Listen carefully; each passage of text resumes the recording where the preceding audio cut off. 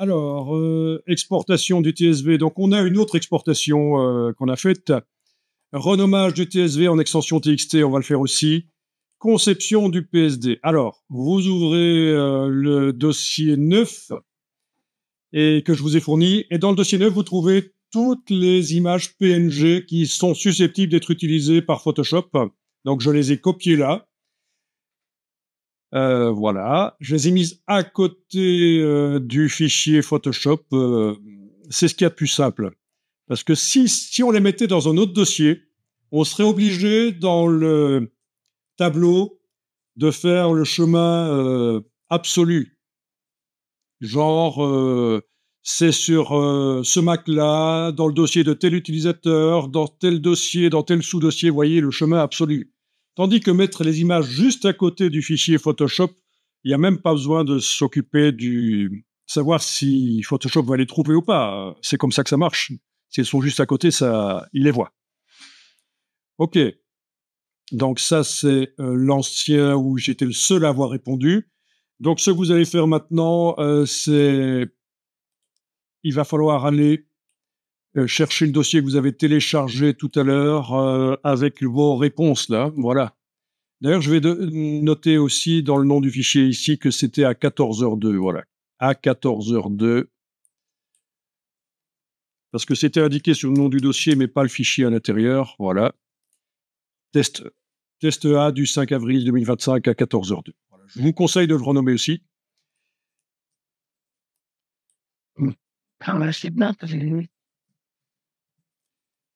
Et alors, vous allez le mettre dans le dossier 9. Moi, ici, je vais mettre une copie avec la touche Alt, mais vous mettriez le fichier lui-même, ça marche aussi. Voilà. OK, il est dedans. Le voilà. Donc, avec la touche Alt, la touche Option, je l'ai déplacé. C'est un point TSV. Alors, le TSV n'est pas reconnu par Photoshop en tant que tel. Lui, il lui faut du TXT. Donc, ce que vous allez faire, c'est que l'extension ici, vous allez remplacer le SV par XT. Voilà, TXT. Et bizarrement, là, il va reconnaître ça. Pour un petit moment, parce que j'ai... OK, donc ça, c'est la conception du fichier. J'ai fait ça ce matin vite fait. Vous voyez, j'ai commencé à 11h24 et j'ai terminé à 11h42. Et vite fait. Avant de parler de la conception du fichier, on va directement ouvrir dans Photoshop la version 6 de mon super design. Donc, vous ouvrez ça dans Photoshop. Ici, je vais faire commande H pour masquer les repères bleus. Je n'ai pas besoin des repères bleus, là. Commande H. Voilà.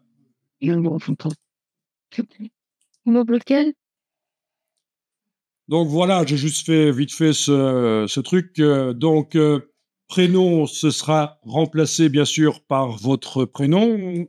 Endroit par l'endroit que vous avez indiqué.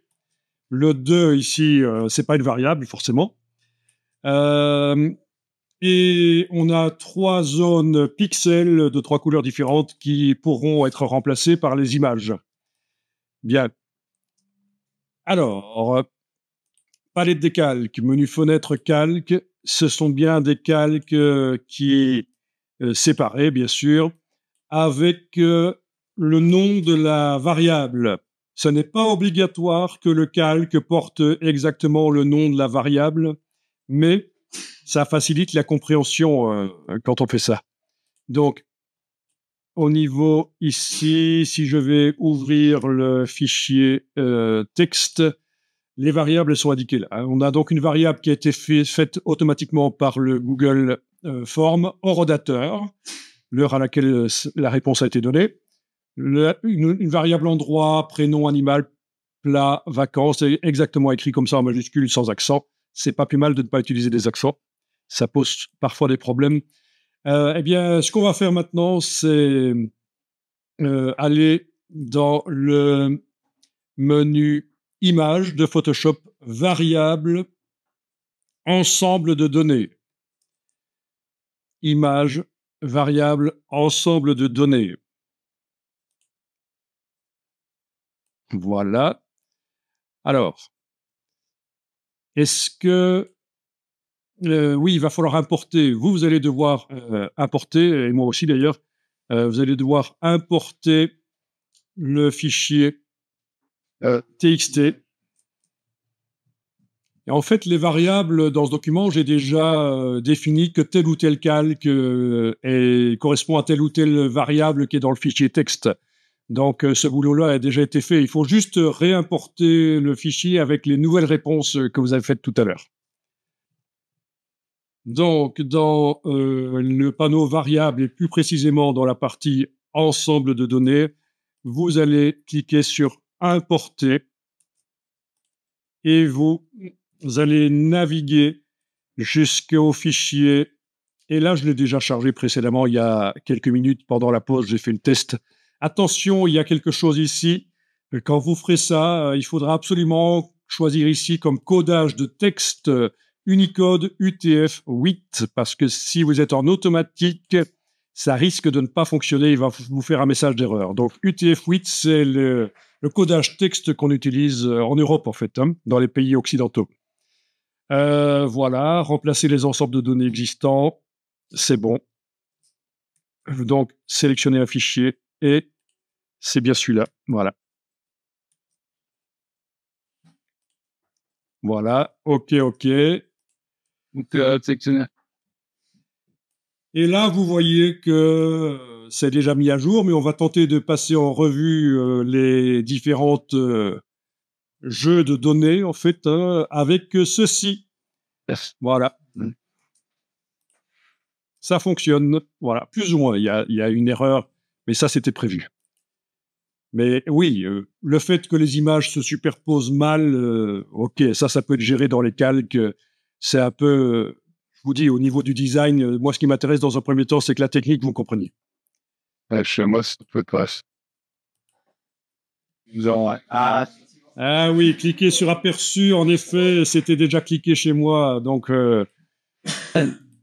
bel effort, beau travail d'équipe.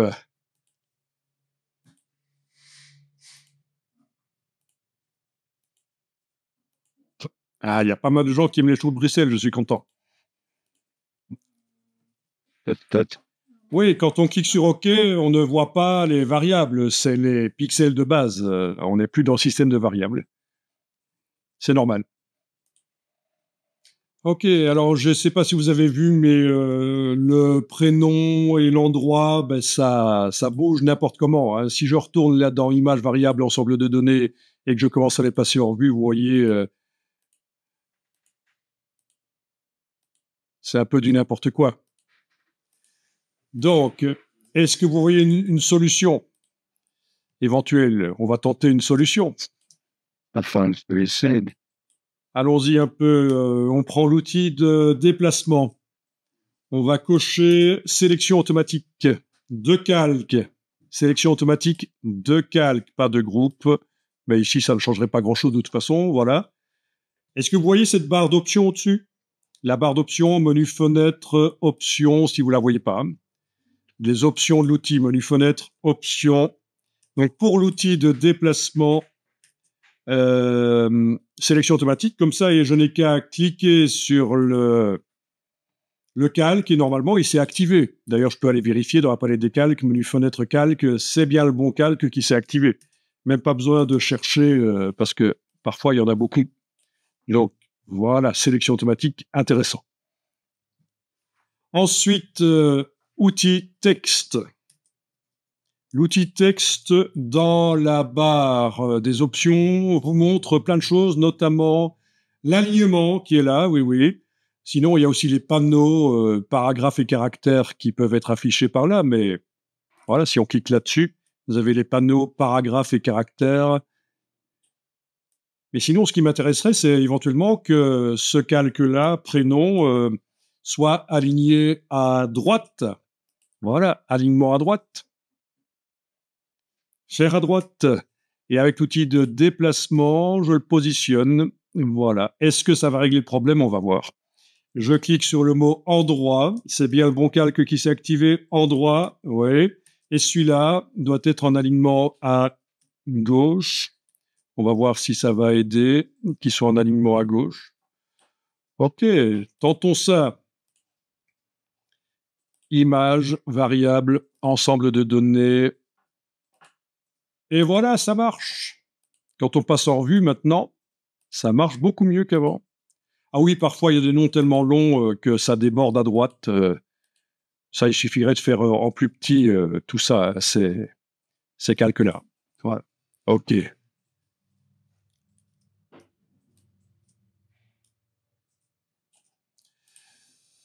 Donc, voilà comment ça pourrait être résolu le problème.